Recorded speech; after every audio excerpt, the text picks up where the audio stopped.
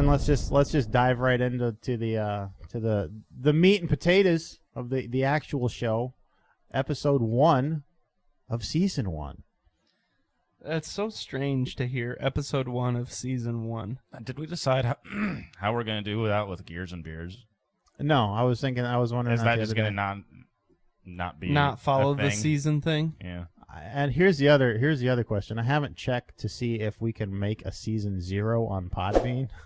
I guess. Well, you only had like a month and a half. I feel like do you that. probably could, but we'll see. Season 0 origin stories. There's only like 100 episodes in season, well, more than that in season 0. But yeah, we are back. We took a extended vacation. What was it, like a month and a half? Something like that. Yeah. Well, June 3rd or 5th or something was our last recording, I think. Yeah, it was kind of nice. Did you guys enjoy it? Yes. No, I hate It was very nice waking up on every Sunday and you're just like, I don't have anything to do. This is fantastic. I don't know. A lot I of did those not Sundays, have that feeling. a lot of those Sundays, I still ended up coming down here. So. Yeah. Yeah. Well, I do plenty of shit on Sundays, but at least I didn't have to. So it was nice. It was nice. It was the first break we took in 3 years. So kind of recharged the batteries and such. Are you guys energized to be here? I am super pumped. Super That pumped. goes against everything that you just told us. I know. Yeah. That You're I like, wasn't nah, gonna I'm be. kind of. Yeah. Well, I am kind of feeling like he's lying. I'm feeling under the weather today, but you know what? You got to give it your all. You got to give it your all for the listeners. Goddamn right. That's right. That's right. And we we took that month and a half off. That probably Why do I put the cap back on? more things happened freedom-wise than has in the previous entire 3 years that we had been doing the podcast. Yeah. So that was handy. But on the bright side, at least we got plenty of. I mean, if things shit start to talk going, about. if things start going backwards when we start recording, do we just Stop. do we just quit? We start Like- losing again. It's like, God damn it. Yeah, I don't. Me and Moody were talking about all the shit that had happened the other day, and he said he thinks that that was like, because all the news that came out of the Supreme Court, all the decisions they made and shit was made in like a week or so. He said this was probably the best week that we've had from the Supreme Court in our lifetime. yeah. In our lifetime. Oh yeah, For sure. Like the Bruen decision, that is one of the biggest gun rights decisions ever, and especially since Heller. There hasn't really been much. The Supreme Court hasn't taken on jack shit as far as gun rights in quite a long time. So, yeah, and I'm sure if you guys are listening to this, you are well aware of the Bruen decision. That was the New York Pistol Association sued to strike down New York's law that said anybody that wanted to carry a gun outside the home had to have reasonable cause to do so, and self-defense was not a reason. Like, you live in New York City, like that's a dangerous city, like, and so just the fact that you wanted to be protected, you and your family, that was not good enough for them, so that you had to have some carry large amounts of money, or not even just New York City. Upstate New York, there was all kinds of places. There's a lot of very rural places in the state of New York, and that are probably very similar to here. And people just. I wonder if you could just be like protecting livestock. Is that a reason to carry? No, no, I guarantee they wouldn't think so. But you could, like, carrying large amounts of money for like your job. So like, what if you just like carried around $10,000 in cash on a daily basis and be like, I carry large amounts of money, guys. Then they'd be like, we need to know why you're carrying $10,000. Yeah, and we're gonna audit your taxes. We for need the to last okay 10 that. years. Right. Yeah, I'm sure. Assholes. So the decision, it was expected. The way that the justices were questioning the lawyers and stuff during the when they were hearing that trial, it was pretty clear that was the way the decision was going to go. But boy, howdy, did frickin' left go loony on that shit. They were just losing their goddamn minds, and it was fabulous. I thoroughly enjoyed it. It's a simple decision. They said, listen, the Constitution, the right of the people to keep and bear arms, it's pretty simple. Heller established that it's the people's right to keep and bear arms, but it did not establish that it was outside the home. Yeah. So that was the first big win, and then this Bruen decision established, yes, it is. You have a right to carry outside of the home. Mm-hmm. So there's been several states that have knocked down their. I know Maryland was one of them. New Jersey, I think. New Jersey got rid of their reasonable excuse to carry a gun, all that stuff. So that's there's wins coming out. That's huge for us. But there are also other states like California and New York that have gone the opposite way. Mm-hmm.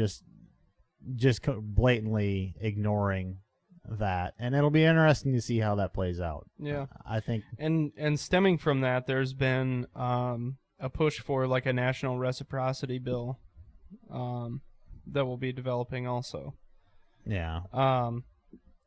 As far as if you have a permit in your home state and a valid ID, if you have your valid ID and your permit from whatever state you live in, it's basically accepted in any state.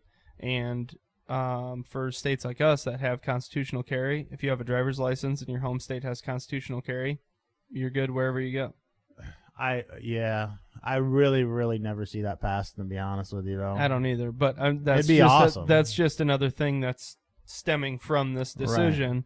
Right. I mean, there is definitely a large push to, get more pro Second Amendment bills written and pushed.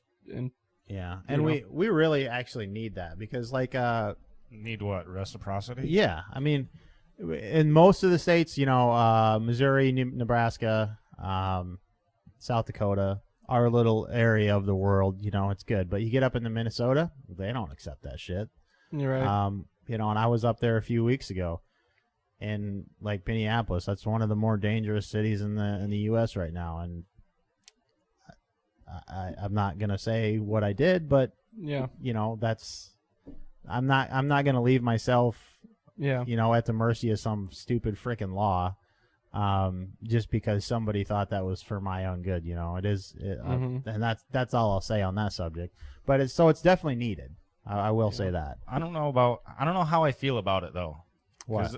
National reciprocity, because that's like taking another thing away from each state, and that's not really what we want. We want things to be up to the states. Right. At least I do. Well, that's true. I think what we need is national constitutional carry. Yes. Rather than reciprocity or taking away the state's power to regulate something. But the states don't have any power to regulate the Second Amendment in such a way that they are. That they can tell you can't carry in our state. I agree with your statement there. I see what you're saying. I mean, it makes sense when you think about it as far as, that's going to be another federal law instead of a state selected thing, right? Or a state regulation. But in the terms of what that would do would basically say that the states don't have the option to tell you that you can't carry. If your home state tells you that you can, then other states wouldn't be able to say, no, you can't carry here. Yeah. And I mean, a couple years ago, I was going through Illinois, on the south side of Chicago and shit. It's like, you think I'm going to be not armed going through that state? If I'm not carrying going through there. You just obey the speed limit and get your ass through there and be done with it. Because then once you get into the rest of the southern states and stuff, freedom rings, baby. Oh, fuck, this is kind of unrelated, but I told you guys I was in Omaha this weekend. We left 5 o'clock this morning. I walked out in the car, and Adam looks at me and goes, "Box, somebody went through our car. Somebody went through every single, they opened up the vehicle, dug through all the glove compartment, all the other Wasn't it locked? No. It wasn't locked? No. Well, it should have been. I don't know. It was Danielle's Jeep. Oh. But there was nothing in there. They didn't take anything. But, yeah, it was just, we were there it was parked there for 2 nights. That's a pretty common occurrence, man. Right there in the apartment parking lot. Very common. And of course, there was a homeless camp a block down the street. What real nice. What are you guys' thoughts on obviously storing guns in an in a vehicle unsecured wise, not smart. But what do you guys think about actually securing? Say you got a rifle under the back seat, actually secured. like with a lock. What you guys thought of that? I still think it's stupid. Why? I wouldn't do it overnight. Yeah. Or anywhere that I'm going to be. If it's for secured, an extended then, period yeah. of time. Yeah. I mean, if I'm going into a store, that's one thing. If it's secured, but if it's like I just leave it in my truck 24/7 and it's just always back there in case I need it, no, I don't think. What that's about smart. a pistol in the center console and a locked? If it's in one of those like console safes, Right. If it's in a safe, yeah. Right. And it's like seriously secured to the vehicle, Right. maybe. I like trying to make a little hidey box under the back seat and just locking a gun down in there. I don't. Yeah. Oh, fuck. I got in an argument a long time ago. Well, not a long time ago, in the last 6 months or something. Some guy talking about he went into the store or whatever. So he just we were yelling at him for using his vehicle as a holster, you know. Mm-hmm. And he was like, "Well, I just threw it on the floorboards and then cover it up with a bunch of garbage." Like, are you fucking kidding me? You're using garbage to secure your firearm? He's like, "Don't lie. No, a bunch of you do that too, and you know it. You guys are just fucking snobs." Like, no, dude. You're being an idiot. Yeah, yeah. Back to circling back. Let me circle back to that. We're talking about the national reciprocity and the need for that. The problem lies in, even if we had like a super majority in the House and the Senate, the GOP are a bunch of spineless pussies that would never push it. Like, that should have been passed when Trump, we had the presidency, the Senate, and the House. But it never does. And we just consistently, we actually lost rights under that administration as far as the bump stock ban goes. We all know how that went and what's going on now with that specific thing. Yep. So, yeah, it'll be interesting to see, though, with this Bruen decision, how that is going to affect the upcoming changes to, say, stabilizing braces and firearms and receivers, because the two-step process of text that's and not tradition so much of history. That's not so much the Bruen decision as the. To me, I guess I don't relate that as much to the Bruen decision as the EPA decision. It's both, actually, and the reason it's part of the Bruen decision, you're right. It is, the EPA decision has a lot to do with it. But the reason Bruen has to do with it is because they said any decision, any law that's going to pass constitutional muster has to you have to look at the text of it and the tradition of the way that it's been enforced. And there's no tradition of enforcing either of those as far as stabilizing braces and 80% lowers and stuff like that. So that will be interesting. But you brought up the EPA decision, and the reason that's important is because that has to do with Chevron deference. That's how you say that, right? Mm-hmm. And what that is basically the courts revert to the agency's definition and the way that they've done things for years. If it's a question between that and a civilian's rights, they're going to default to the way that the agency usually does things. Mm-hmm. That is no longer the case, and that's good, because that was a bunch of bullshit. Like, I mean, the ATF, the EPA. Well, this is the way we've always done things, and this is the way we're going to do it. Like, no, that's not. Yeah, that's not okay. Yeah, and basically the big thing with the EPA was that, I guess, from like a car guy's perspective, the way the EPA was trying to move along was basically saying that nobody could use a roadworthy automobile as a motorsports vehicle, right? So they were basically trying to make regulations that said anything with a VIN number cannot be used for any kind of motorsport or be altered in any way. What's their reasoning for that? They're trying to get rid of... Because people would use those modified cars on the road. And inevitably, any type of modification to your car, it's worse for the environment, is basically what they were trying to say. It's if you're modifying your vehicle, it's making it worse for the environment, whether it's noise, pollution, any kind of thing like that. So they were saying, nope, if you want to, participate in motorsports, it needs to be a specific built race car instead of because they were basically saying that, yes, you will use your VIN-tagged car on the road still, even if it is built for motorsports use.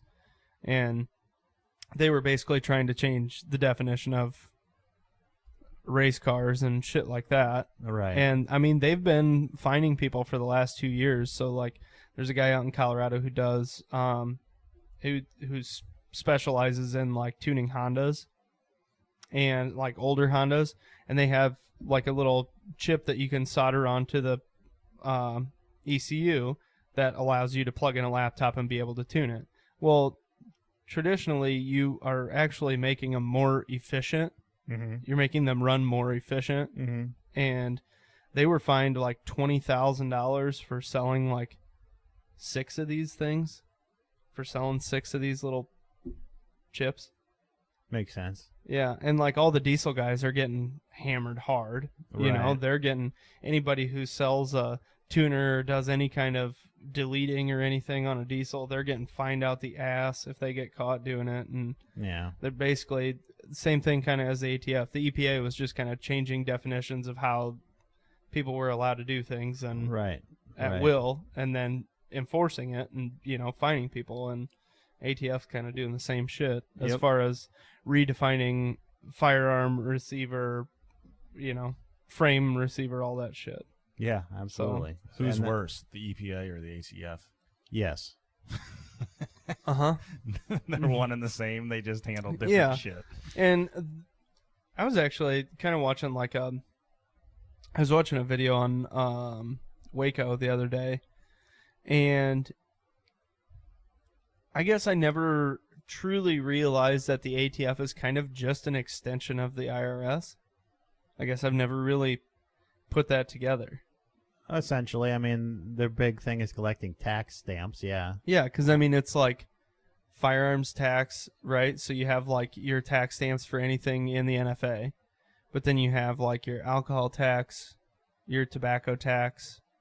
All those things are taxed heavily, and they have special taxes for them, just like an NFA item does. So they really are just kind of the enforcement agency of the IRS. They're just virtually an extension of the IRS. Right. Which I guess I never really put that connection together. Well, ultimately, pretty much every agency has turned into that anymore. Their big thing is collecting money, fining people, and raking in the dough for the government.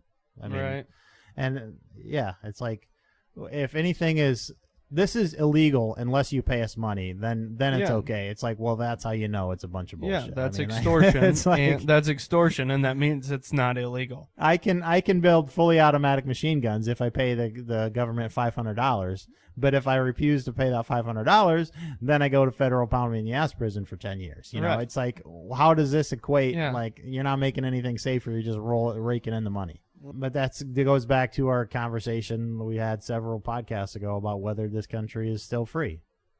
You know, I mean, if you go back and listen to that one, frankly, I don't think it is anymore. We got to pay to freaking do anything. Pay to go to hell. We were going to, when we went up to Minneapolis the other day, month and a half ago or so, whatever it was. We wanted to stop and see this waterfall, and that was in this park. Well, I had to pull in and pay $7 and put a sticker on my windshield. It's like, well, fuck you too. You know, my taxes, obviously I don't pay Minnesota taxes, but, you know, our taxes go to this. If that's a state park or a federal park, I don't remember which. But it's like, that makes no sense. Right. And that's always been one thing that's kind of confused me, is like the national parks, like paying for a pass to enter the national parks or an annual pass to enter a national park. It's like, shouldn't that be part of the national budget? Is the maintenance of these national parks? Why are we paying entrance fees? You know, because I'm sure the entrance fees and stuff go for maintenance of facilities and things like that. But why is that not in the national budget that our taxes just pay for? That's never made sense to me. No, because it doesn't make sense. That's the same way it's just a way to get more money. Exactly. It's the same as property tax and all the other bullshit, you know. Right. That don't hey, make your any home sense is either. paid off. You still owe property taxes. We still technically own it. You have to rent it from us every year. Oh, that's handy. Thanks. With as much bullshit like that as we have to pay, and we still managed It's to incredible be like, that what, we are 18 fucking trillion. Oh, I think it's over 21 trillion. Oh no, it's over 30 now. It's, Oh, really? Is it? Yeah, Oh, I good, stopped looking good. when it was like 12 or I think it whatever. was like 23 the last time I looked at it. So, Yeah. I mean, we were around 10 under Obama, I believe, when he started. It doubled around 20. Trump didn't help the fact of the matter that much. Still went up, and now we're just keep going and going. Like that'd be like if I was we spent $40 billion to Ukraine, so that really Yeah. helps. Oh, and going back to one of our previous conversations about Uvalde, so the package, the gun control package that passed the House, which we'll talk about here shortly, they gave like, I can't remember. I'll look up the exact number, but it wasn't even $1 billion. It was like I want to say like 70 million or 700 million or something to school security in the United States. Like, which if you divide that, it's like a few $1,000s to every school. Like, it's completely and utterly worthless. But on the same token, you can't even pay a security guard a month. No, the House the House just voted, and my numbers are probably way off here, but it was something like 2.9 billion to secure the House. Yeah. Like, explain to me how it costs you billions of dollars to secure one fucking building, the building that you are, you work in, your scared pansy ass work in. But our children, you can't even give them $1 billion to thousands and thousands of buildings. Right. It's absolutely absurd. I mean, it's becoming, and I feel like even nationally, just everyone is becoming more and more understanding and more aware that the government has become so self-serving that it's not about the people anymore. And I think I think we're seeing a societal shift to understanding that the government is not a good thing. Yeah. Well, the government as it stands. And I truly believe that the government changed around John F. Kennedy era.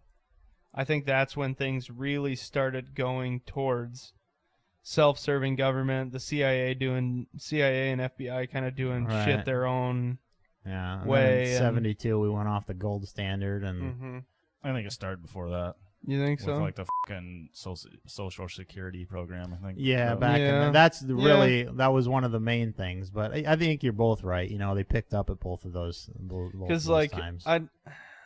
I feel like the CIA kind of took on its own deal during JFK. Right.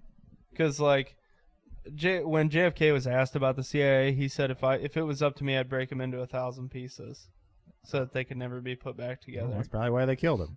Right. And like also the whole, what was the Project Northwoods? Yeah, false flags on where they were going to do American false flags citizens. in Florida to basically blame Cuba so that we could go invade Cuba, and it got all the way to the president's desk. It was JFK, and he was like, "No, we're not carrying out terrorist attacks on our own people." Mass shootings. Yeah, and they were like, pissed about that. And then it was like, you take things like that, and he was obviously very opposed to the CIA, and they just started doing shit on their own anyway. And then you got two CIA drivers driving his car, and he's getting shot at, and they're just both, they don't take off or try and do anything crazy. Both guys in the front seat are just kind of like, oh, fuck, here it comes. Oh, shit. We're going to go 7 miles an hour. Yeah. They keep looking at their watch going up to it. It's like bending down before it even happens. Yeah. And strange that, George H.W. Bush was, like director of the CIA and later became president. He was the director of the weird, CIA? Yeah, crazy stuff. I did not know I that. didn't know that either. That's strange. Strange happenings around that. Interesting. And he was in Dallas, on the day of JFK's assassination, and then later when you ask him, where were you on this date? And he was like, I have no idea. George H.W. Bush was a shooter. Yeah. He was on the grassy knoll.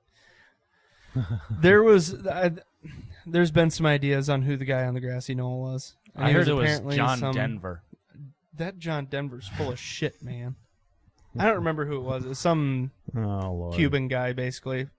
So they basically had the dude who was tied to Russia, and then the dude who was tied to Cuba. Basically, both enemies at the time. So they were kind of, the CIA was like, yeah, we're covered. We got alibis. Right. That guy's tied to Russia. If he gets caught, that guy's tied to Cuba. If he gets caught, yeah, it. We're in the clear. Yeah. This reminds me of something, a good opportunity to talk. I was going to ask you guys before. I've been wanting to do something about all the shitty things the government's done. Just do a full compilation of like its own citizens. Like we talked about quite a few of them on the conspiracy episode. Mm-hmm.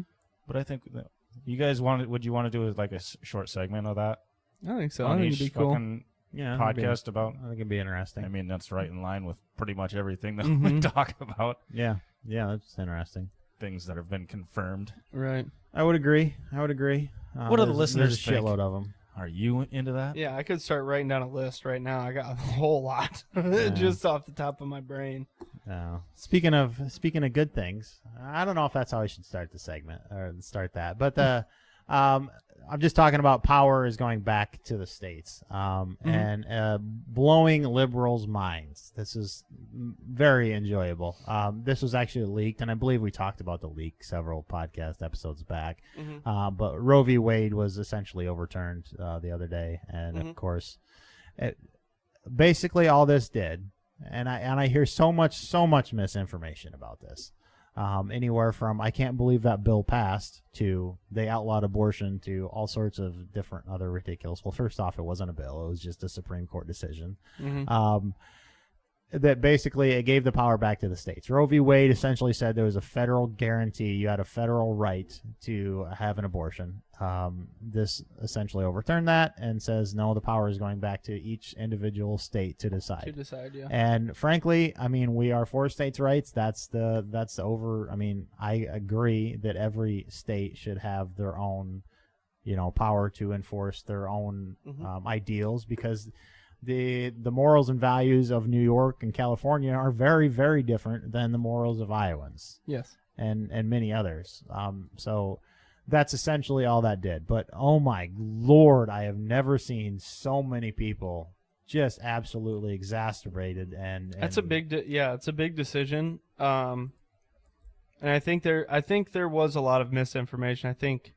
But I think there was a lot of people who were rightfully outraged because there was a lot of states who it wasn't just like, oh, it's the decision's back to the state and everything's gonna be fine for a couple of years. There was states that it was like that day there was trigger laws in place, and they said they had laws in place that if Roe v. Wade was ever overturned, that it automatically triggered. But I still don't believe that there's any states that are outlawing it because of medical reasons. Like, say, if the mother's life is in danger. I have no idea. At this point, I don't believe. And that's one of the biggest things that I keep hearing from people. Is like, well, if the mother's life is in danger, well, there's no states. And correct me, listeners, if I'm wrong, but I don't believe there's any states that are outlawing you. Say an ectopic pregnancy or whatever, that's not for me to decide. But I mean, and there is... to me that's kind of like the dilemma here. Like, I don't want to see babies dead, right? I don't want to see babies killed. I'm not for that. But I also, it's still your freedom of choice, right? So like, we have a freedom of choice of whether we want to be a firearms owner or not.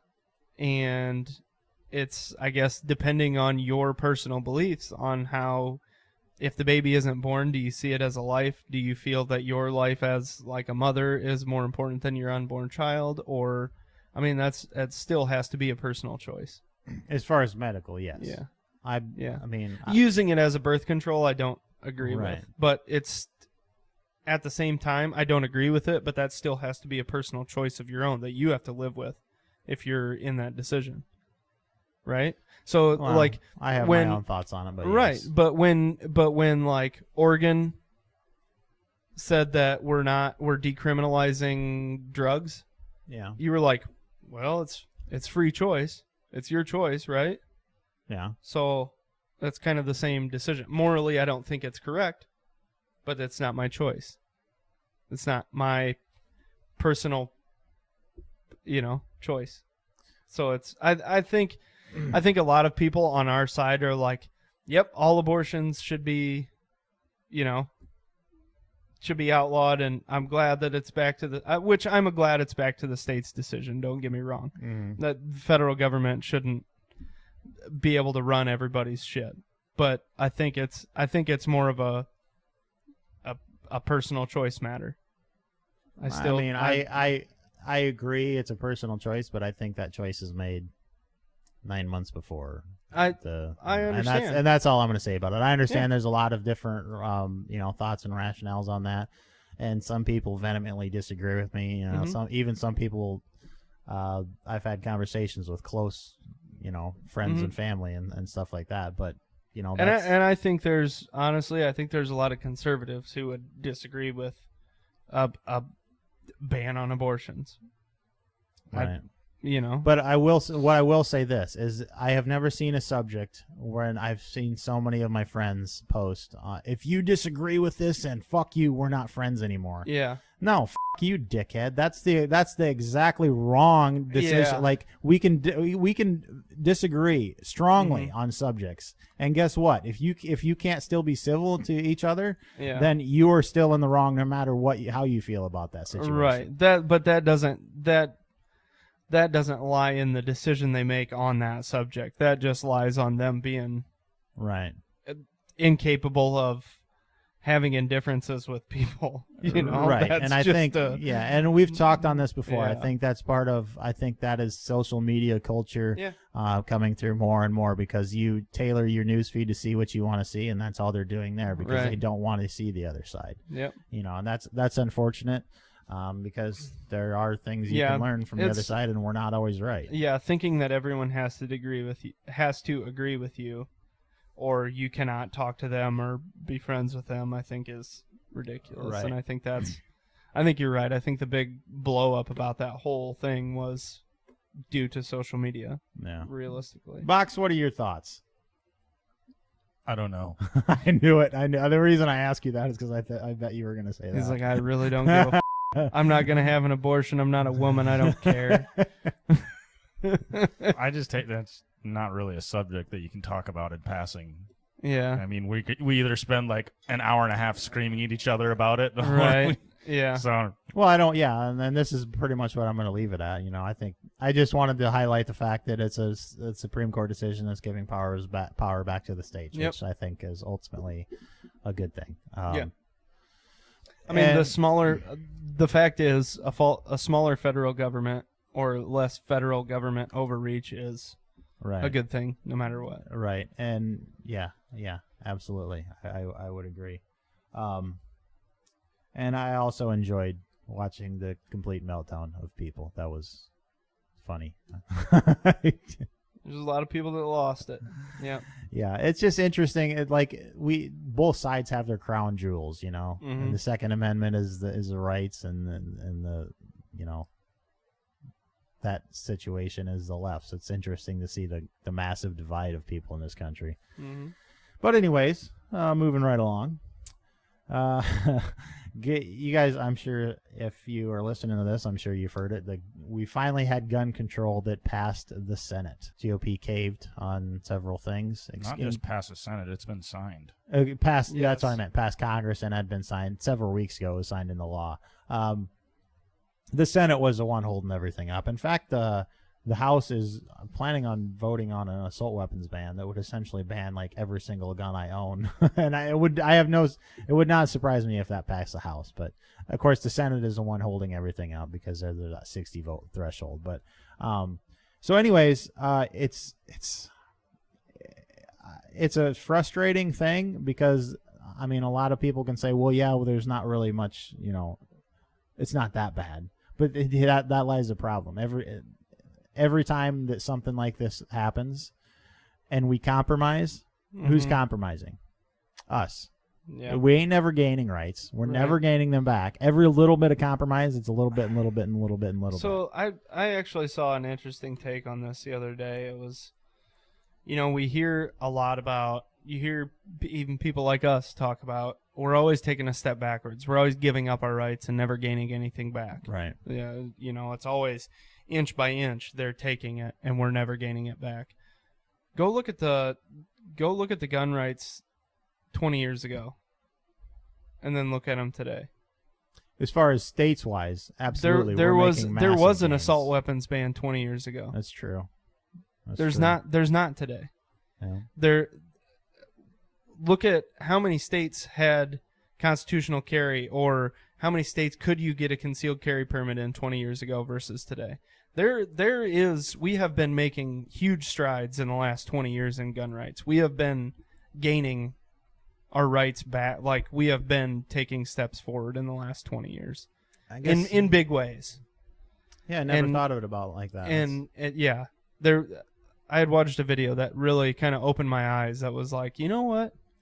We always hear in the gun community, they're always just taking. We're never gaining anything back. We're always just taking steps backwards and never moving forwards. But we are moving forwards. I would say most of that is federally. And yes, I realize that the assault weapons ban was a federal ban. That was signed in '94, and the only way that the GOP caved on that was if they put a sunset clause after 10 years, which means it expired after 10 years, and then they couldn't get it renewed at that time. So I will say federally, I feel like we're still losing ground. But states-wise, you're absolutely 100% correct. We're smashing it on a statewide level. We're up to 25 or 26 states That's now. where it's got to start. Yeah, I would agree. I mean, the more states you get passing pro-Second Amendment laws and protecting the Second Amendment, that only trickles to the federal level. Because you have representatives who understand that their constituents in their state want pro-Second Amendment legislation. Right. If the states don't show that pro-Second Amendment is a concern, then why would anybody in the House or the Senate have any reason to vote for a pro-Second Amendment measure? Right. So that's true. You have to start at the state level to change anything at the federal level. Yeah, I would agree. So I feel like, I mean, I never thought about it like that, but you're right. We are making gains and getting our freedoms back at a statewide level. Unfortunately, we just got to fight our ass off at a federal level constantly. And I truly feel like right now we're in a better position than we've ever been, because we have groups like Gun Owners of America and Firearm Policy Coalition that will actually go to bat and truly have the best interest of the Second Amendment, have the true definition of the Second Amendment in mind. Right. Whereas the NRA, who was the only people who fought for gun rights, I put that very loosely, before at a federal level, they were really the only people who would kind of go to battle for any of this stuff. Yeah. And they weren't in it for really protecting the actual Second Amendment They were in it for the money. Yes. Seems like anymore. Yeah. I mean, I think they fought originally to kind of protect rights, but they kind of, we got to basically a FUD level where it was like, well, as long as we can still hunt, we're okay. I feel like that is kind of what the NRA has devolved to. Yeah, I would say I would agree with that. Circling back to the actual gun law that were federal law. Jesus Christ, Raggedy You Ann. gotta quit saying that. No shit, Jen Psaki, you goofy bitch. I was wondering how long it'd take you guys to get pissed at me for that. The second time you said it, that's how long. Two times. All the right. first time we kind of rolled our eyes at you, and the second time, that's how far I can push it. Quit. Excellent. So it was a very watered down version of what the left wanted. Obviously, essentially what it did was, and it was nothing of what the right wanted. No. Well, we'll compromise. You'll get some of what you want. And we'll get nothing. School security, we got like $14 per school for but what it was essentially was enhanced background checks for anyone under 21, 18 to 21. They go back and look at their juvenile record and stuff, which, frankly, I think is strawberry guava. I think that's pretty worthless at this point. Because who turns 21 and all of a sudden, oh, you're not insane anymore. You're not crazy. Yeah. You know, so like plus it's not even constitutional because it talks about if, we the people, 18-year-olds are part of we the people. If you can send 18-year-olds to war, then it's not constitutional to bar them from. We'll give you a gun to try and kill people for oil for us, but a gun to protect your own family? No, sir. Right. So that was part of it. There was federal red flag funding, which is obviously not a federal bribe red flag to the law. state. Exactly. But so what this would do, it would give money to states that enacted red flag legislation. That's essentially the way that they did to raise the drinking age to 21. They held highway funds and, Department of Transportation funds from states that were under 21 until everybody just kind of went along Federal with it. bullying is what that is called. So they did that. There was funding for mental health in schools. Not very much. There was also security funding for schools. Not very much. Jack shit. I think it was either like 70 million or 700 million. I can't remember which of those it is. But either way, it's paltry shit. When we just gave 40 billion, we gave more than that to Ukraine. That was one of the payments. That was one time. So we were up around 60, $100 billion to Ukraine. Yeah, we could fortify the hell out of every single school in America and make sure this never happens again. But no, let's just give it to Ukraine. Yeah, it's freaking absurd. No, but we shouldn't have to fortify our schools. No, we shouldn't. No, we shouldn't. I 100% agree. But we the shouldn't fact of the have matter to, is, so we're not going to. We're just going to bitch about the other problems. We'll just complain that it continues to happen. I hate that argument. I've had arguments with people they're talking about carrying a gun for self-defense. Well, I shouldn't have to. No, you shouldn't. But this is the world we live in. Yeah. You can cry and bitch about it, which will do absolutely no good. So let's find the root cause of why this keeps happening. Yeah. And put our fucking money in there. Let's figure out what is causing it. Right. But everyone wants to ignore it. Everyone wants to ignore the real cause. Yep. And let's not actually make any effort because Facebook and Twitter are now essential to life apparently, and let's not put any blame on the internet or any kind of social media or anything for letting these people find other people who will further their fucked up thoughts. Yeah, and also too, how much do you think Call of Duty and Grand Theft Auto and stuff like this minimal have played into? I think it's pretty minimal. Seriously? I mean, there's video games where you literally get points for mowing down civilians.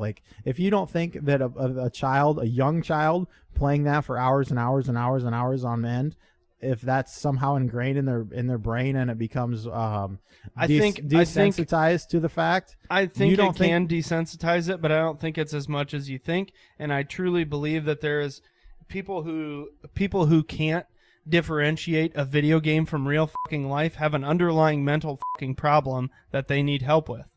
That's also a parenting failure. Yes. Well, I would agree. Young kids shouldn't be playing those games. Right. There's a reason those have mature ratings. You have to be 16 or 18 or whatever to play those fucking video games. And if you're a parent who lets your kid play those video games when they're not of the age that they say they are rated for, then that's a parenting failure. Yeah, but I still feel the people who can't, and as adults who, if you're an adult and you play so much Call of Duty that you believe that you can just go fucking mow people down, you have a mental problem. If you can't differentiate a video game from real life. Right. That's a mental health problem. I think there's been studies on that where it's the same thing that came out and said that's the same thing minimal. that when Columbine happened, they tried blaming fucking Marilyn Manson and all these other fucking rock singers and shit. This was before all that shit existed, before video games and shit like that existed, and it still fucking happened. No, 96. There was Doom in 96, wasn't there? Yeah, but that was against fucking monsters and demons and shit. That wasn't going to the fucking mall and running people over with your car. Yeah. I think Grand Theft Auto was Grand Theft Auto was the top version. Down. Oh, that game was the freaking best, dude. I love You know what I mean, game. though? They still try and point the blame elsewhere. Right. So what? Yeah. What else am I missing in the federal gun control law? I was wondering, does California have red flag laws? Yes. And wasn't there certain counties who were trying to? I feel like there were certain counties who were with like the safe storage and all that shit. I think there were certain counties who were trying to pass safe storage and stuff too. But I thought that was interesting. As soon as this bill passed, there was that giant leak in California of all the gun owners. Yeah, of all the concealed carry permit holders. Convenient. Yeah. Mm-hmm. So all of these California employers can fucking fire all these people for being gun owners. That too. And if you think there aren't people like fucking crazy bitches out there that aren't going to go through this list, like be like, I'm going to go out on a date with this guy and then fucking red flag him. Yep. If you think that's not going to happen, at least a couple times. Yep. That will happen as frequently as mass shootings. Maybe not that specific scenario, but people are definitely going to. Yeah. You ever heard of Ruby Ridge? No.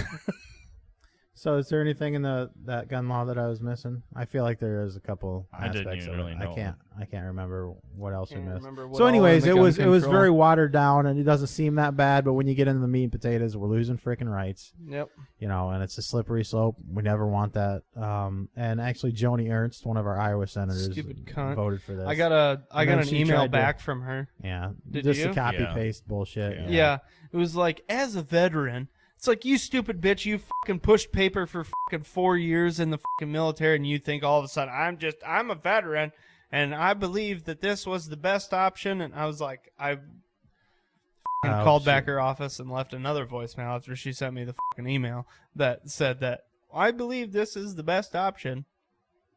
I've left another voicemail. I was fucking pissed. It's not about what you believe, it's what exactly the people you represent.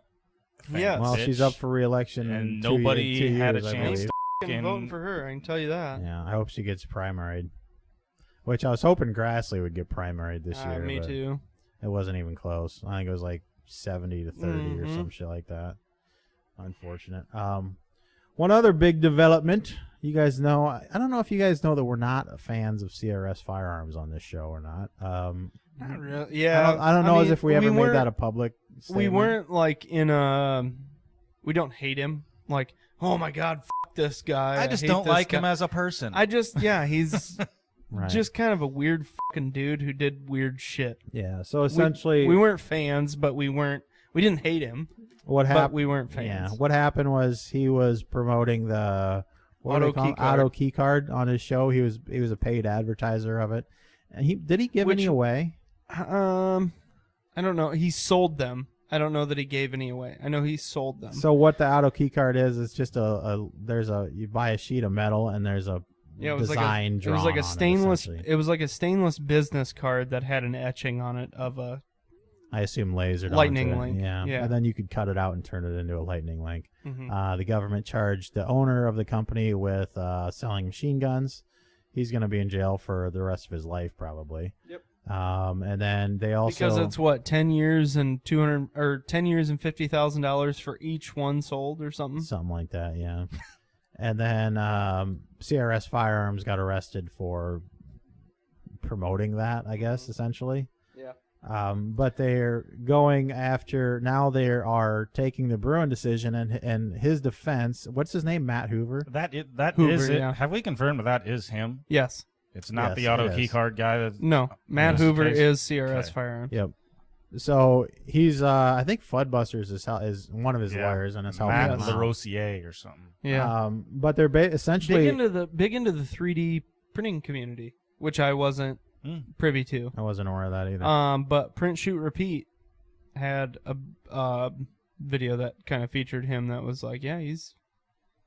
Yeah. So essentially Matt Hoover's defense is they're not just going after the frankly ridiculousness of selling the auto key card, which should be protected under the First Amendment and the Second Amendment, but whatever.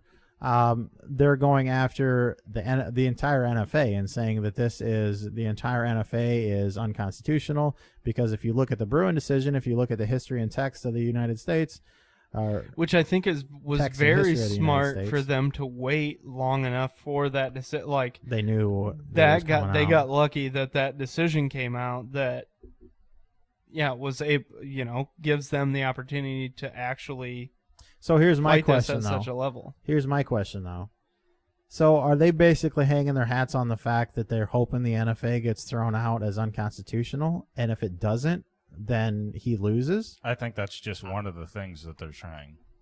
I mean, don't know. why would you not take this? This could either be fucking enormous, or they try something else, I guess. This probably isn't their plan A, but they had an opportunity here, so they're taking it, I think. Yeah. Yeah. Yeah, I don't know. That's what I'm saying. That's what I think. I think the decision came out, and they're like, "Wait a minute, we could really try something here." Yeah. Either way, it's a ballsy move.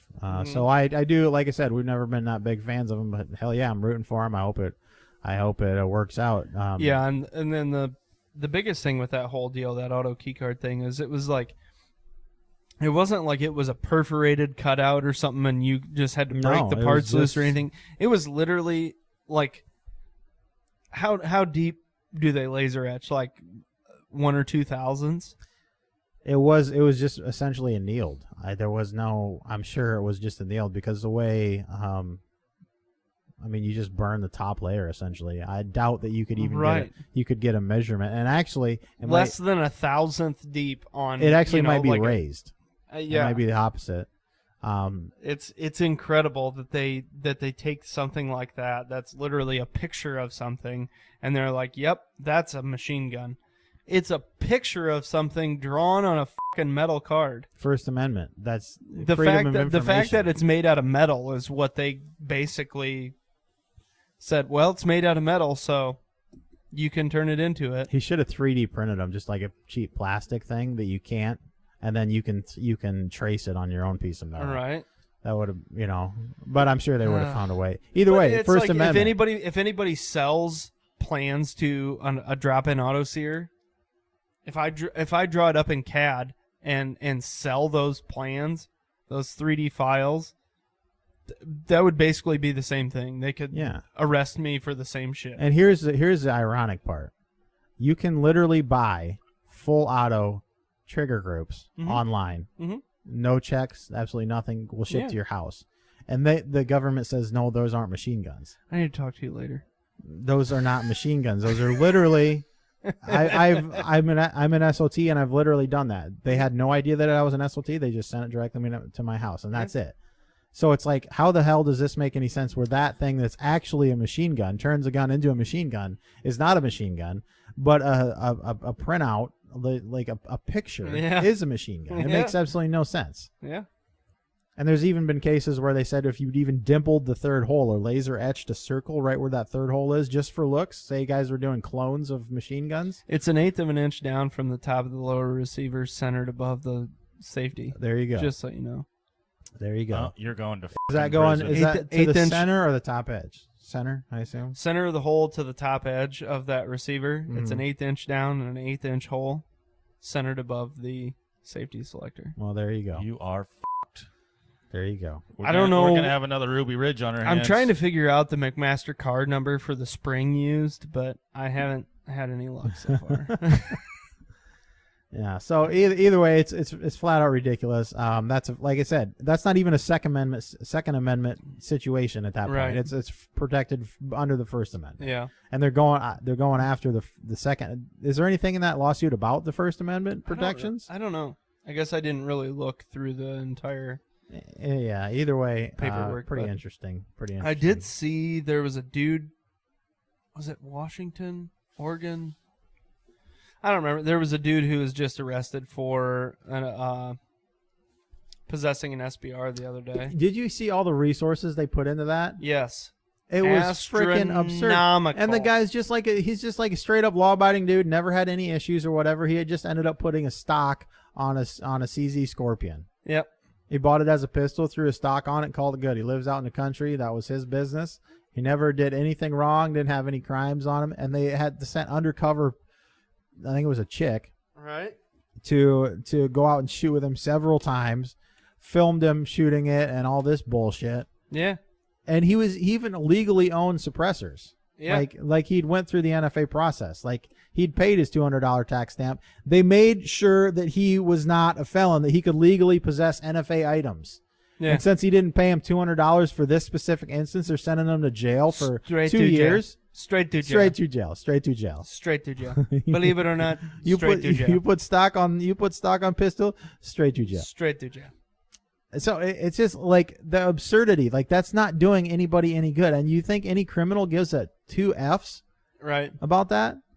They won't put that kind of resource into finding a fucking drug dealer. No, there's literally people in Chicago that shoot people on a weekly basis, and they let them out, and they're actually killing people. Yeah. Plea deal. Well, and that's like I've seen a lot of shit on how bad like the DAs are in a lot of these states. Like you look in California, the district attorney is just like, let him go. And they'll criminals. Oh yeah, he's killed 6 people, drove his car through an entire fucking homeless park, killed 48 people. Let him go. And then fine. They turn around and just nail gun owners like this to the wall. This guy had a muzzle device on his California compliant AR-15, 10 years, yep. No parole. Yeah, this guy mowed over 73 people in his car.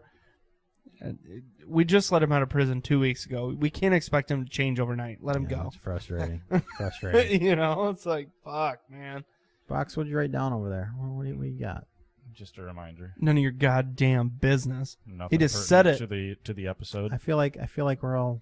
You said it earlier. All news people taking our little notes. I haven't wrote anything yet. I thought he's just been over here drawing dicks the whole time. Well, I thought like as you were talking, I would like think notes. Of a speaking point so I could like, hey, I don't want to forget to say this, so I'm gonna write this down. But I just interrupt you and say whatever the fuck I'm thinking, I don't forget. So I noticed. There was one point where I forgot what I was gonna say 3 times. I had it, and then I forgot it. And then I had it again, and then I forgot it. And then the third time I was like, oh, yeah. You're like Harry. I think. Hey. Wait, yep. I got an idea. Yeah. Yeah, I just had an idea. Yeah. Oh, fair enough. Well, we got a few things here. Box, what's this? You made a statement about the white males, MAGA supporters. Yeah. What were you talking about there? Well, we've all seen, well, maybe not all. I guess I shouldn't say that. The media has. No, this was the president. No, it's got to be your. Maybe not even the president. Physically said it. The Department of Defense. The left has been screaming it for a long time. Well, I don't know whoever wrote what was on the teleprompter, but the president spoke these words. But yeah, they've been saying. End of quote. Repeat the line. Yes, that makes me so happy, dude. Totally random, but did you see while he was over at the UN or whatever, and somebody was speaking, and he thought it was time to clap, so he just kind of goes, yeah, and then I just watched him. Awkward. I just watched him leave a podium talking to somebody, and immediately, like within the last week, he was, speaking in a different country or whatever, and was standing there at the podium, and immediately turned. Yeah, to shake somebody's hand and there's nobody's there. He's done that 3 or 4 times. Oh yeah. So then the guy like points and Joe's kind of just he's like oh yeah, over there. He pulled the old Sam finger guns. Over there. Yeah. Okay, we could make fun of Biden. Biden all day long, but yeah, the media has been painting gun owners, or I should say white males, people like us, as a significant threat to the safety of the nation. We're the number one threat to the safety of our nation. Or the freedoms or some shit like that. They word it differently every time. But I found that curious. I wanted to get your guys' opinions on that, because they started preaching that, and then white males and MAGA supporters have been committing atrocities across the nation. Yes. Yeah. So suspicious much? Not too much. Much too much. I'm wondering, how do we know they were wrong in that? Maybe they were totally fucking right, and those crazies are a significant threat. Are we the ones that are wrong? I think. Or are they totally fucking playing us like a fiddle? I think like we all think they are. Yeah. But and where do we draw the line? I don't know. So if you look at Crazy Eyes from Uvalde, this dude was a fucking looped out Looney Tune cross-dressing, weird hair colored, cross-eyed fucking freak of nature. I'm gonna say it plainly. Quit allowing people to think that that is fucking normal. Right. And we will quit thinking it is normal. The fact of the matter is, you take people who want to fucking color their hair all kinds of crazy colors and be this fucking cross-dressing, transgender, fucked up mess of a fucking human being. They have no idea what their fucking identity is, but they happen to be a white male, right? So it's a white guy, but he's fucked in the head and thinks he's 47 different fucking shades of green on the backside of a toad or some fucking weird shit, right? And he goes and commits this shit, and they're like, this white guy just fucking shot up. Quit thinking that that's fucking like, obviously, this dude had a fucking problem. Yeah. Somebody help this fucking guy. Yeah. And it's interesting. They just changed the 4473s to include male, female, and non-binary. Which I won't say that that's like. I'm just going to point that out and let you do with what you will. But to Box's point, I would say that this was just like a post I saw today. They bitched about the England's football team, their soccer team, they started all white people, and does this need to end? Well, they're a mostly white country, dipshits. Like, this is what it is. And that's the same situation in America. As of right now, white males are the largest group of males in this country. It doesn't surprise me. The other thing is, I feel like we're constantly getting berated with "fuck you, you white," white, all this anti-white stuff. It's become Look a at normal. Your taxes. Compare your taxes. If you're a single white guy, compare your taxes to a single black guy, a single Indian guy, a single Asian guy. Is there any difference? I think I feel like I saw an article a few years ago that was like, literally, white males pay the most. Single white males pay the most in taxes over, and it might have not been like. I wonder if that's just because it may have been because of income was slightly higher. But yeah, it was like single white males pay the most in taxes of any group in the United States. Yeah. I would agree. But back to my point, I mean, we're the largest group. That's going to be... Yeah, but you can't make a movie that stars only a white guy anymore. Right. You can't have a football team that starts only white guys anymore. You can't have... But to my point, like, there is a percentage of the population that is mentally ill. I mean, of every race, like, whatever that is. And I think white guys... It doesn't surprise me, like, that they are the highest rate of doing this, because there's more of us. Because there's more of us, and the fact that, like, you're constantly getting inundated with, told that there's a problem for us being white, and then those mental people are like, well, and they go and get pissed off and do what they will with it. I can understand why that would be. I don't think a lot of the atrocities that have been happening are racially charged, though. Not a lot of them, other than Buffalo, Yeah. And whether that seemed to go by the wayside pretty quick. Interestingly enough, that did you fucking see neighbor, the black guy who was talking to this dude, and he was like, "Why are you here? Like, this is a black neighborhood. Why is this white guy in this fucking grocery?" Like, the day before it happened, yeah, he was talking to that guy, and was like, he realized he was having a mental fucking breakdown, and tried to talk to him, and was like, "What's going on, man? Like, why are, he was basically in the neighborhood trying to cause trouble with black people in the neighborhood." Yeah. So, but also, did you see that the black security guard that got shot at that grocery store. He invented a freaking surprise engine that ran on, guess what? Water. Yeah. And he actually got it to function. Yeah. And then all of a sudden, like, he just happens to die in a mass shooting. Yeah. Did he, or did you see that somewhere? I watched the video. He actually had his truck running on water. So there was also a dude from Ohio that did the same thing that was miraculously killed by some Middle Eastern people when he traveled over to the Middle East. It's strange that the Middle Eastern oil tycoons would disagree with that. Back to Box's point, like, I guess it doesn't really surprise me. But the other thing of it is, it was when there's somebody else like the minority that commits this act, you know, a black person, you know, whoever it is, an Asian guy. Oh, it's very quiet on the news. It's 2-3 days. It's swept under the rug. Yeah. When it's, you know, the race that they want to go after, you hear about it for 3 months. So it just seems like more and more of that. So I guess it's kind of both, Box, to answer your question. It's kind of, are they right? Well, statistically, yes. They're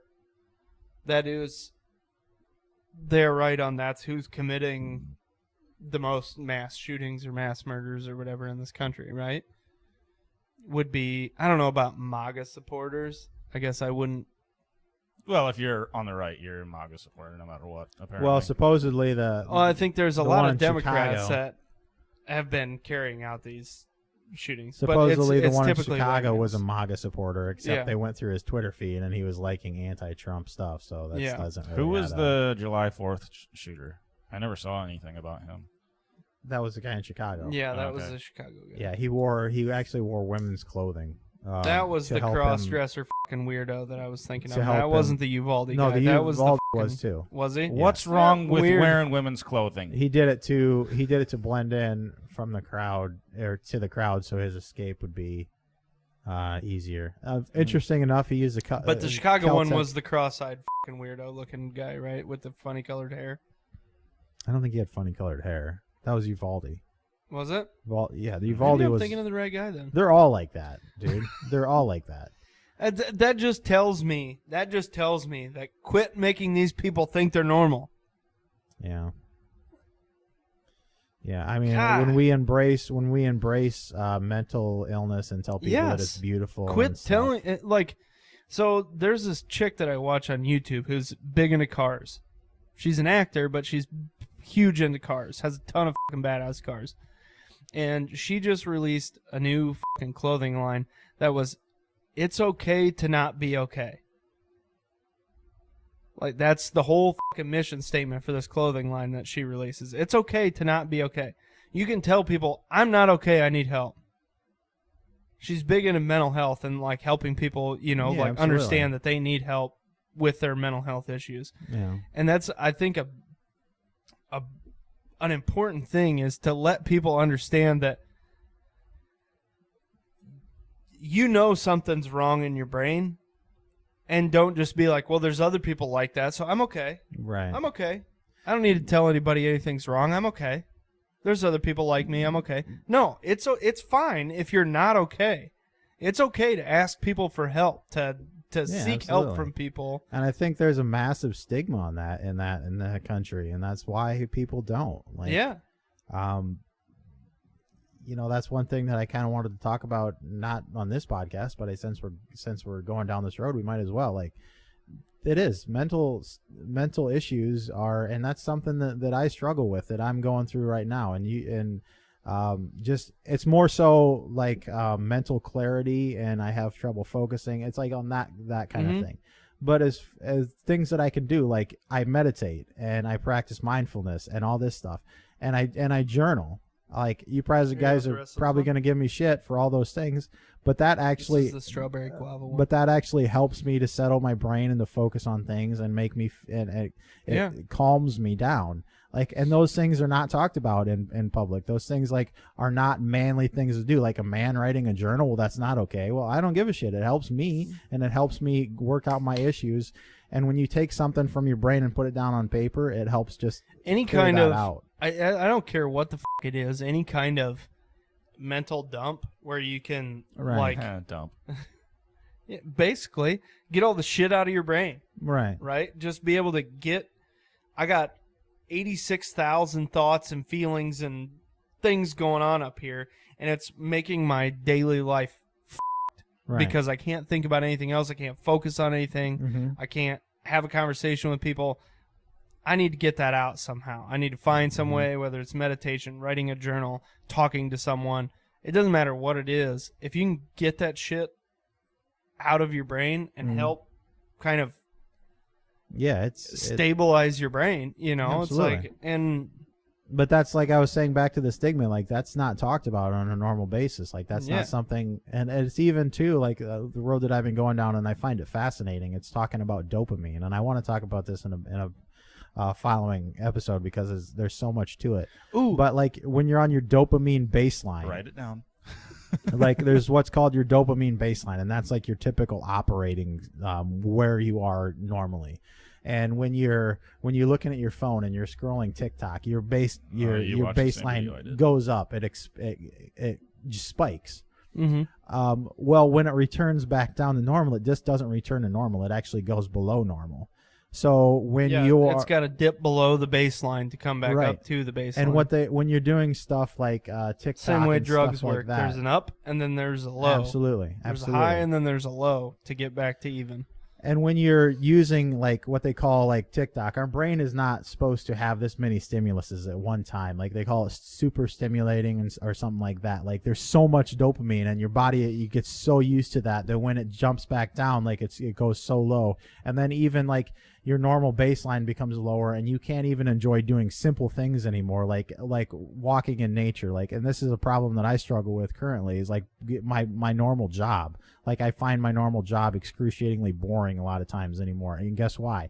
Because my brain has been so inundated with with all of this bullshit. So I find a big issue with it in like, so I got rid of pretty much all of my. What the fuck kind of note is it's that? It's a fucking article that my boss told me about. He has written down shower beer dopamine rush.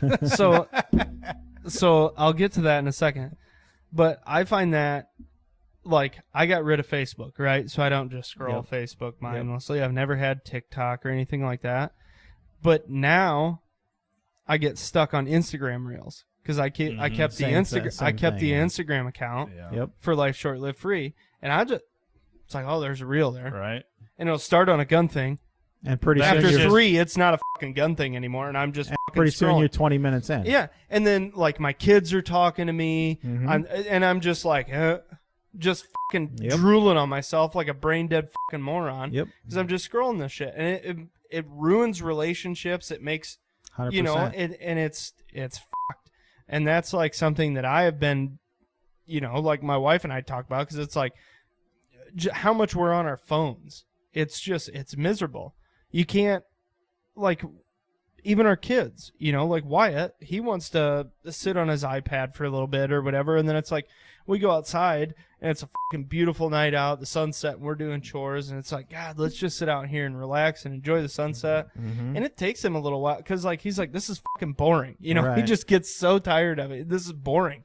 We're just sitting here doing nothing, and it's like, dude, just listen to all the birds, see how many birds you can hear, you know. And it just like, it actually takes work to get somebody to enjoy how relaxing something is, or, you know, because it's constant stimulation. And I read an article about that, like with what we're doing to our children with those screens. Like, it's the same, their brains work the same as ours do, and when they go outside, they don't have that level of enjoyment. You remember when we were that age, dude? Like, we didn't have any of that shit. Just ride your None of bike. That shit, you know? It's fun. Go ride your bike around. And you're like, yeah, it's extreme. I don't think we're even going to realize how dangerous the society we're creating is, you know, for another 10 or 20 years when, you know, our children, you know, that have been growing up with this thing, with this stuff. Our adults, Right. And even the mask situation, like the damage that we've done to them, you know, we're not going to know that for 10 years, 20 years, whatever it is. No, I think it's starting. I mean, I would agree. That shit's been around longer than it's not 1992 anymore. I mean, it's 2022. That shit's been around for at least fucking 15 years. Right. Right. We're getting there. But to my note, the shower beer, the dopamine rush. Mm-hmm. So there was an article that my boss read over lunchtime the other day, and he asked me about it. He's like, "Do you ever drink a beer in the shower?" I was like, "Yeah." Never had a shower beer? He's like, "I've never had one." So There's literally beer cans in my shower yet. Guess how long they've been there? Since you 3 bought days? the house? No, like 4 years. Yeah. So there was an article about drinking shower beers, right? So you get a dopamine rush when you drink a beer. That's just a thing that happens, right? You get a dopamine rush when you take a shower. So to get an extra dopamine rush, you drink a beer while you're in the shower. Mm-hmm. And it gives you an extra, I mean, you're like doubling up your dopamine rush. Sure. Is basically what double the article pleasure, said. double the fun. Is basically what this article said. And that's where I was talking to my boss about this exact thing that we're talking about. It's like, yes, you get this ultra level high off of it, right? So you get this huge dopamine rush off of taking a shower and drinking a beer while you're in the shower. But then what happens when you're done drinking and you get out of the shower? Right. Mm-hmm. You crave that other beer, and then if you don't take it, you go down. Well, I guess further. I'm going to fucking sit on the couch and be a piece of shit. Have you guys tried taking cold showers? I take cold showers frequently. Fucking phenomenal. Yes. I did that every morning for a while. I can't take like an ice cold shower. Just like turn it on to where, because like the water that comes out of my fucking well is fucking cold. Probably I mean 56. I would assume. This shit is cold. Yeah. And like, but I'll frequently in the mornings, like if I need to shower before work or something, like didn't shower the night before, that bitch goes in the middle. It's not cold, but it's not hot. It's cold. I want to take my breath away when I step in. So I could see that's why. I think that's why people like doing the polar plunges and shit. Yes, because that's what. Fun. That's but about once where you get out, you just feel so energized. Good. Yeah. So like, I guess that's where I would put it, where I can step in there, but it's uncomfortable. Right? It's not like it's not warm enough where it's like I ran out of hot water. Right? And the water heater's trying to keep up. It's colder than that. But it's like, you step in and you're like, fuck, okay. I'm gonna wash my hair. You know, it's like, dude, that shit's awesome. I've never been in the cold showers. Like cool showers. Like after I run, I'll take a cool shower. But taking a cool shower. Thing. It's because it's fucking 95 degrees and humid as fuck out. I want to take a cool shower. Yeah. I need to shower, but I don't want. So do you actually enjoy it while you're showering, or are you thinking it's fucking awful? It's like in miserable. That's the same thing. You're callousing your brain to be able to put up with this misery. So when you get out, everything you're feels comfortable better. And everything feels better. Yeah, absolutely. And that's actually the last. That's like taking the dopamine dip head on. Right. Right. There's actually the last thing I'll say on this subject is what there's called dopamine fasting, and you just do boring shit for as long as possible, and then that's what my son feels like his entire life is. I'm sure. But then when you do something slightly enjoyable, even a walk in nature, like everything feels so much more enjoyable. Stay off your phone, like all this shit. Yeah. And it just feels so much more enjoyable. And it's a legit thing. It's a legit thing. How the f did we've been chatting about mental health for like 15 minutes when we started talking about white males are terrorists. And I think we're all white males, and we understand that mental health is a problem, and that I don't think we're terrorists in the sense that they think we're terrorists, but I think that because we're the largest group of people, we have the highest percentage probability of mental health issues, which would cause us to do things like that, right? I mean, like, is that kind of the general consensus? We have the higher probability of committing acts like that because we are the largest group. Therefore, mental health is going to affect us at a higher rate. It's interesting. That's a possibility. But also, fun fact, this group is not the group that commits the highest amount of murders. No, it's definitely people who have magically been contacted by the FBI or CIA and, have... Well, I'm just saying, like... I'm saying, like, not... you would think if that was the case, like if we're the ones committing all these, that we would also be the ones that were committing the highest amount of murders in the U.S., and that's not the case. Right. It's interesting. And the correlation between those two things, I don't know. I would say, to Box's point, I would say there's definitely, it doesn't surprise me. It doesn't surprise me that we seem to be the group that's doing. Well, I think you may have said it earlier too, but when you're constantly telling someone that, oh, you're the worst, you're the threat, you're an awful person, you're doing everything wrong, they're gonna start to believe it, and then they're what do you think they're gonna fucking do? Right. And that's the same thing. Then they're doing the opposite thing with everybody else in the country, telling them they're you're victimized by the and, white male. And you poor thing, you're never going to succeed in life. And you've talked to people that get so pissed off about that, and they're like, I'm not a fucking victim. Like, I'm doing fine in life. I can get wherever I want. You know. That's just the bullshit that they tell you that they want you to believe, I guess. But it's called brainwashing. Pretty much. It works. It's all keeping us divided. That's the entire point of it. Yep. You guys remember back in like the 90s when there was all this horrible racial division? Yep. No, I don't. But anyways, guys, I think we didn't give a good goddamn back then. The good old days. The good old days. But do you remember the 60s? Oh yeah, the 60s were nice. I remember those days. The 50s and 60s were the real days of racial division. Yeah. Yeah, it's like the things that they had to tolerate, and you watch like some of these shows. We were watching a show on Netflix called The Umbrella Academy, and they actually traveled back to the 60s. And one of these time travelers, eh? The black chicks was like it's a documentary.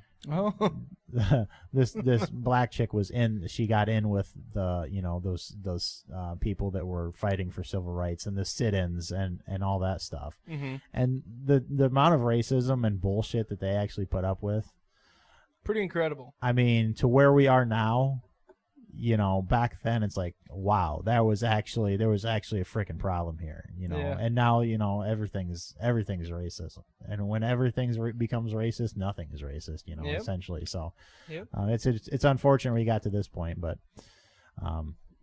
guys, I think that's gonna about do it for this show. I enjoyed the conversation. It was a fun one. Mm-hmm. It was a fun one, and we didn't get too out of line. There was no completely ludicrous statements from anybody. Sorry to disappoint. Sorry. We'll try and do better next time. We'll try and get completely off topic and be. Yeah, we'll bring the heroin next time. We'll have another yard sale. Ooh. Actually, fun fact: I saw that like cocaine and heroin, they only bump up your dopamine level like 2.5 times, but methamphetamine, I believe it was 10 times. Ooh. So what about crack? Meth is the way to go. I think crack is a methamphetamine, isn't it? I don't know. I have no idea. I know crack is crack. Cocaine. I don't know. Go ask Hunter. It's crack cocaine. Go ask Hunter. Did you see that video? Like, what? Why kind does he of dumb, video why is he videoing I don't know, everything? but it just makes me happy. Have you seen inside. that? Have you seen that meme going around about like Hider buttons? Hider buttons. Sorry, I've had 3/4 of a Topo Chico. But it's like Hunter Biden cinematography, and it's just got a helmet like covered in GoPros. Every time he gets a crack and a hooker. Fun fact, I saw a thing today, came out from his laptop. There was like 30 meetings between him, business meetings between him and his dad while his dad was vice president, even though both of them vehemently denied it, which at the very least, they're dirty fucking liars. At the very most, they're treasonous scum who is selling the country to the highest bidder. So guess what's going to happen from it? Nothing. Jack shit. Unfortunately. He's going to do some more cocaine. Gonna film it. He's like the police chief of police's son that just like gets away with whatever the fuck he wants to do. Waving guns around, which is, I'm sorry, you can't own a gun if you're a drug user. And he's posted how many videos of him doing drugs. Using drugs while holding guns. Weighing crack. I've literally seen him with a crack pipe in his mouth and a pistol in his hand. And probably in states that he's not even allowed to have them, even if he wasn't a drug user. But even when you fill out a 4473, are you a drug user? You have to lie on that. That is lying on a federal document. Yeah, nothing's going to happen. No, that's the benefits of your daddy being the president of the United States. Man, it's just freaking. We're living in an idiocracy. It's just freaking. This has got to be a movie. There's something wrong here. Yeah. Well, if Terry Crews runs for president in 2024, and we might as well just all vote for him. Like, hurry up, get this shit right. show. Yeah, let's accept it and move on. Well, guys, it was a fun one. Make sure you check out our sponsors, Ballistic Imagery, ballistikimagery.com, also Shyworks, Shyworks.com. They both have social media as well, Facebook. Shyworks has Twitter, a few others. Head over to lifeshortlivefree.com. Yeah, go check that out. You can go to the shop. You can buy some cool T-shirts. You can get stickers, I think. You can join the forum. Yep. Talk about all kinds of cool shit on there. Absolutely. Go check that out. And if you got any comments, make sure you drop them and let us know. Anything you want to hear us talk about, give us a shout. We're always receptive to listener comments. So, or any whiskey we should try. Absolutely. Yeah, we're definitely gonna have a whiskey next time. I feel kind of naked not drinking a whiskey. I'm pretty glad we don't have a whiskey today. You a little hungover, are you, Box? I'm not really hungover. I didn't sleep much last night. So there's a fine line between Box being okay right now, drinking whiskey, and being totally f***ed for the rest of the day. Yeah. Well, I started drinking at 11 o'clock yesterday. Went to bed at like 12:30 last night, and then got up at 4:30 this morning and drove home. Yeah. Hard pass. No, thank you. Yep. I got maybe an hour or two worth of sleep last night myself, so I don't know how productive I'm going to be the rest of the day. But anyways, guys, thanks for sticking around. We love you. Until we talk to you next time, remember, life short, live free. God bless. God bless the United States of America. Defund the ATF. Repeal the NFA. Grow food. Become ungovernable. Feels good to say that again.